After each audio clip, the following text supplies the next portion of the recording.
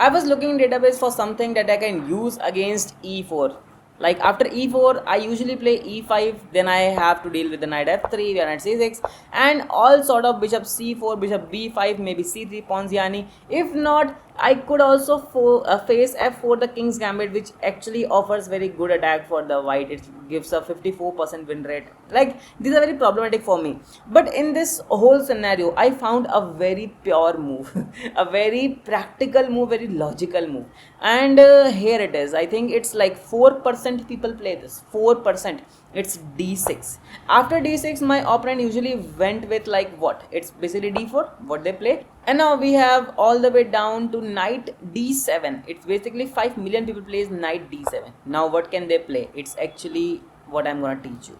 This is called the rat defense, and you will literally like it. I have tried this opening or tried the defense in one of my games. Let me show you that game first, then we will talk about how to deal, like how to use this opening. Your opponent will definitely be scared after you play this, because your opponent can't do anything. There is no kind of bishop c4 attacks or anything. You just focus on the practicality of chess. There is no theories involved, just practical and logic things. You will actually love it. Okay, this is me Shubham Kumar, your host, and we are going to understand what is the rat defense. But first, let me tell you how I used it. So this is the first game, not the first game, I guess. This is the fourth game of today, because I played 4 games today, 2 with the white, 2 with the black. So this is the last game I played today, and this is actually on the Harbit's defense. I will tell you what is it in my later phase of video. Moreover, it's like literally a hippopotamus defense, which we'll cover in the next video. This is the game about which I was telling you. My opponent played e4. It's called the standard king's pawn opening. You can see d6, and then we have the setup of a rat defense. My opponent usually played knight c3. It's called the 3-knight game. Not 3-knight, so 2-knight game basically. My knight is at d7. I just played normal chess. He just attack in the center. I don't care. I played this. I can fianchetto get on my bishop takes. There is no queen trade because of my knight. He went for bishop c4 attacking there. I simply went pawn to h6. Teach you all the things. Don't worry in the later this video. Castles, we have knight development. Now there's no move. They can also go, I don't care. Like a fianchetto on my bishop takes, and then we have queen captures the knight. Knight moves back. I don't know why. Maybe he was trying to play f4, which is actually one of the main key moves, but it occurs in the 3rd or 4th move in the opening phase. But he is now playing this. It's actually a passive move as well, because it breaks the harmony between the rook and the queen, and that is the thing I will tell you how to exploit it. So we have pawn to b6, fianchetto my second bishop. He played f4. I didn't care about it. Castle takes, and then queen captures the pawn. Bishop attacks the queen, and that is a mistake, and that's when the game actually ended quite well, because he missed queen c5 check on this king and attacking the bishop. It's actually double attack, so I just went this, and then this will happen. Now remember, I was telling you, going knight back to this e1 simply breaks the harmony between the queen and the rook. That's the basically thing how I won, because my opponent actually tried to attack the queen, but he missed. Queen captures the rook, and that is actually a 1754 rated match. I am 1647. Maybe it's on the leeches, so you may find it amusing, but it's nothing. I'm just telling you how red defense actually worked for me. Okay guys, now let's understand what is a red defense. So your opponent plays e4 standard king's pawn opening, and against e4 I told you not to play e5 but play d6. It's called the prick defense, just for now. We have d4, and now we play knight d7. That's the key move, and now it has become the red defense. Knight d7 is just to control these dark squares, of which we will go for fianchetto if we want, and also we will make sure the queens are not being traded right at the start of the match after they play e5. So we take, and then there is no queen trade. So that's actually the main important thing.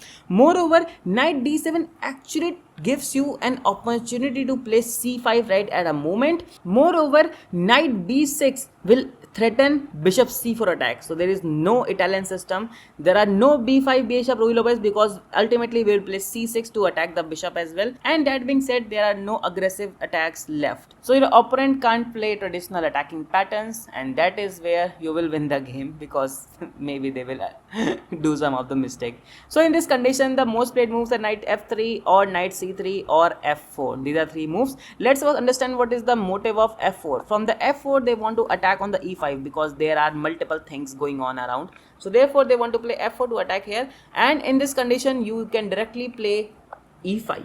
If they capture, then you don't have to take it back. You can directly play queen to this h4, check on this king. They will be defended by the pawn, and then you capture the central pawn with a check. Queen defense, you capture the rook. But wait a minute, there are still hopes left for the white, because even after losing a rook, the engineering is minus 0.7. Like, what's the point of this? So we have pawn captures pawn, actually launching a direct attack on the king. It's like a discover attack, and the pawn is hanging as well. So many people try to actually go king da to defend the pawn. So here comes pawn captures pawn, king captures pawn, and like knight to this f3. Why not f3? Because now the queen is trapped. The queen can't go anywhere. All the place actually covered. I'm just showing you how worse this position can be, because after a6, your natural looking move, it's not a natural, it's just a random move. It's not natural, sorry, it's a random move. I'm just showing you what worse can happen. We have bishop check, king moves away, and here comes knight to c3. White is simply developing each and every piece. Meanwhile, all the pieces are actually entangled, and you haven't developed anything beyond the 6th rank except your queen, which is actually about to get trapped. And this is very insane move for the white, and the engine rating suggests plus 4.1 despite losing a rook. Therefore, it's very important to play bishop e7, not king d8. That would simply lead to pawn captures the bishop. But guess what? This pawn is actually a protection for our king, so you don't have to worry about it. Queen captures the knight. It's actually a good move. Now this pawn is hanging as well. So let's say bishop e3, attacking on the queen, hitting on this pawn. But you can simply play queen to this h1. Now you can simply retreat your queen back here. So that's a good thing for you. If white can't trade in the center, then they can still develop their knight. Then you will develop your knight as well. If they capture in the center with the f pawn, simply capture it. They capture, your knight is under attack, but don't worry, simply capture the pawn at e4 because that was hanging. So guess what? In this condition, if your opponent try to play bishop d3 hitting on the knight, then what to do? It's simply knight c5, a very logical chess. Why? You need to develop this knight, right? So playing f5 will simply open up this king's back door. Therefore, simply play knight c5. With this, you will defend your knight. Moreover, since bishop has come d3, there is no chance of queen trades at the early phases, so it's perfectly great here. Moreover, you are attacking this bishop as well, so the moment bishop gets traded away, there is no need for this knight protection, right? So that's actually fine for you.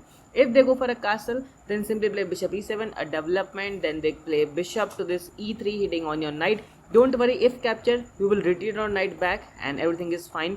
So what to do? Simply you can go for a castle, and that's actually a good thing for you. So now you can simply continue this thing in the middle game. And guys, as I told you in the beginning, there are no threats of Italian game or the attack on the f7 pawn or anything like this. You have successfully castled and reached in the middle game. Now you just have to play logically from this point of time. Just play normal chess. If they capture it with a d pawn, it will not change anything. Just capture it, they will capture, you will capture the e4 pawn. So you got a full free pawn here. In previous situation, we discussed bishop d3, right? So let's discuss bishop c4 this time to attack on the weak f7 square. Kind of a Italian system. In this condition, simply play queen e7 defending this pawn. Let's say if they play queen to d5 hitting on the knight as well, and also pressurizing this weak pawn, then you don't need to worry about it. Simply play f5 defending this pawn. If white goes en passant, you have knight f6. One of the advantages of placing your knight at d7. So that's why they won't go for en passant. Instead, they can simply attack your knight, and then you will play knight to b6 to attack the queen and the bishop. Queen moves away, you will capture the bishop. Queen captures, and then we have queen to c5, just offering a trade. The moment we have queens traded off, these two pawns are actually fine because you are defending your own pawn as well. Bishop is defending the knight, so simply develop your bishop, go for a castle. You have an open, semi-open rook file. You can also go for a fianchetto, but that will simply drop the defense of this pawn. Therefore, simply play bishop e6.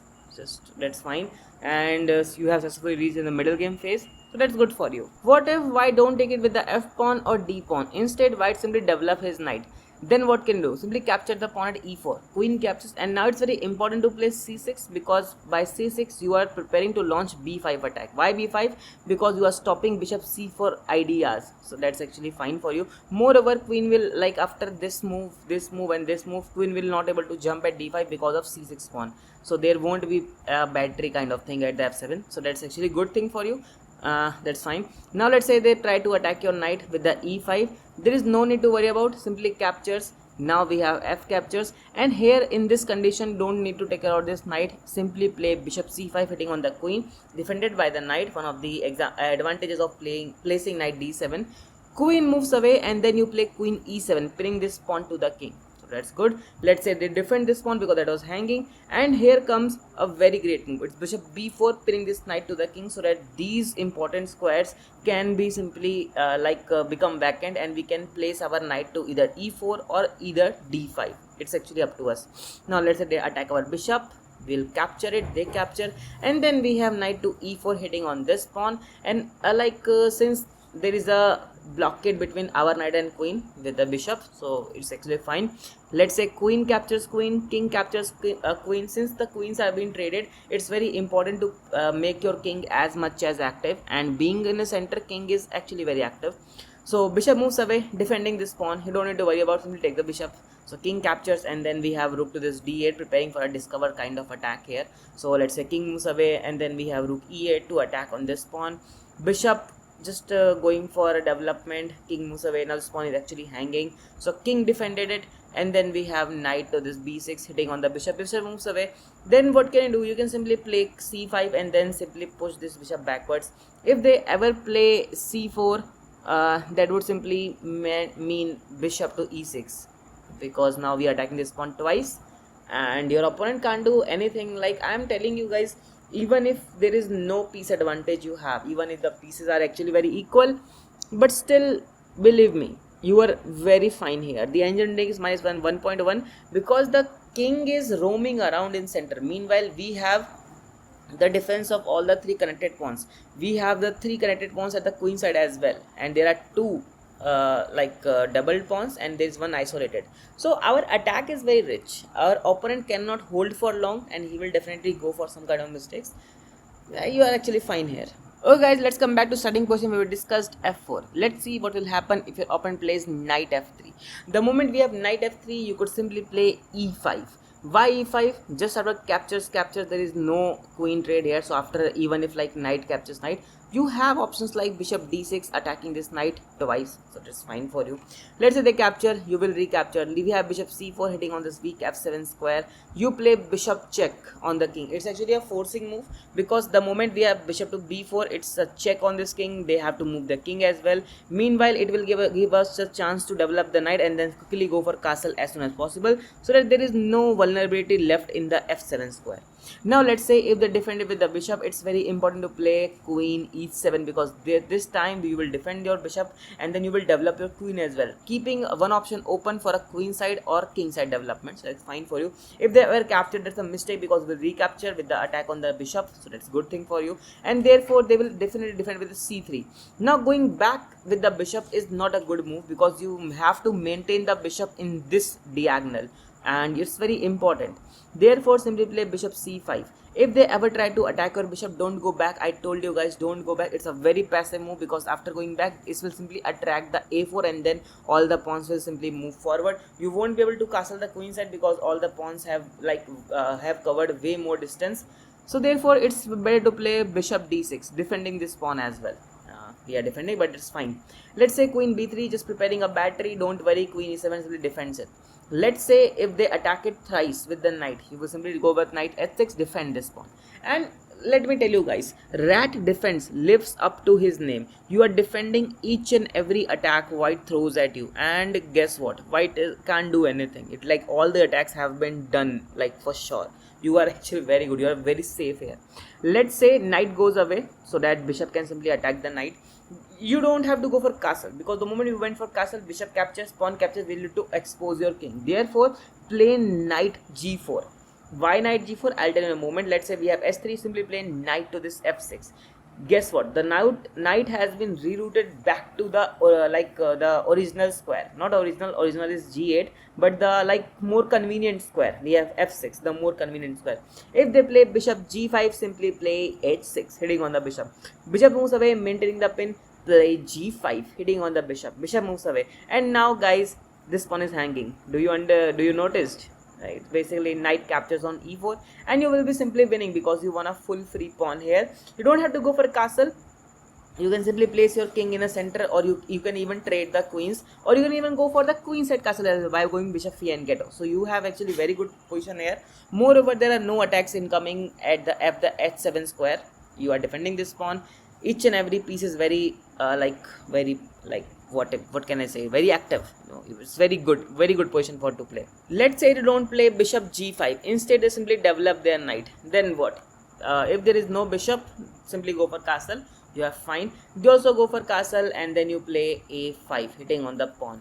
Let's say they play bishop to e3, defending this pawn as well. Then what to do? Simply just play knight to b6, hitting on the bishop. Once this bishop has been traded with the knight, there is no threat, like no upcoming threat at the f7 square. You can gladly play f5, open up the file for the rook, and you are fine here.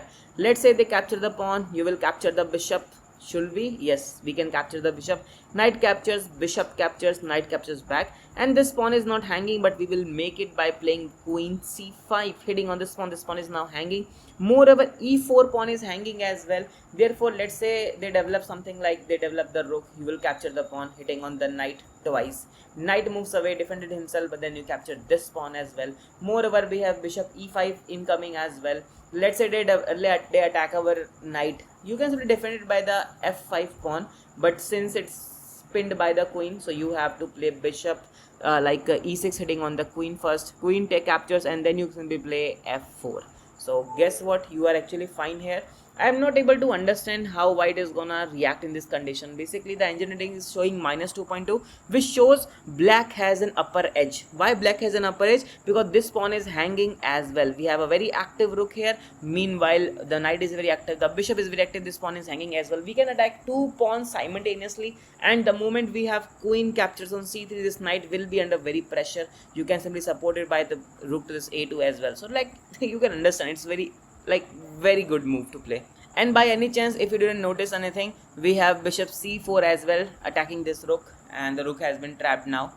So that's actually fine for us. Let's say they play anything, we'll simply just play this. Okay guys, let's come back to starting position where we discussed f4. This is the f4 and knight to this f3. Let's say what will happen if your opponent plays knight c3, one of the most played move. Then simply play e5, that's the main move here. Knight f3 comes, we have bishop e7 development, bishop c4, knight f6. That's actually fine. They go for castle. We can also go for a castle. It's actually good for us just to secure our king. They play a4. If they play a4, because a4 is not the most played move here, I guess it's rook e1. So let's say just go rook e1.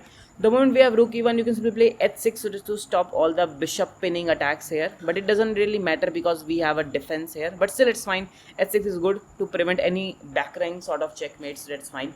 They play a4, not the a4, not this is actually the h3. They play a4 because that is the most played move here. The moment we have a4, you can simply play a5, just stopping all of the attacks. Now let's say they play s3, you are fine. You play c6. I told you guys, c6 is one of the key moves because you have to support your b5 attack and push this bishop away, so that later on you can play f5 move and open up the rook file. So that's fine. We have bishop development. We play rook to this e8. Why rook e8? Because we want to play knight to f8 and then reroute our knight to all like king side, and to attack launch a full-fledged attack. Let's say they anticipated our b5 attack, so they can play bishop going back. And now it's very important for you guys to play queen c7. If you directly play knight to this f8, that is actually positional error. That's because knight at d7 was defending the e5 pawn. The moment knight moves away, we have pawn captures, knight captures. Knight will give a very good square. Meanwhile, it will be defended by the f4 as well. It's called centralization of a knight.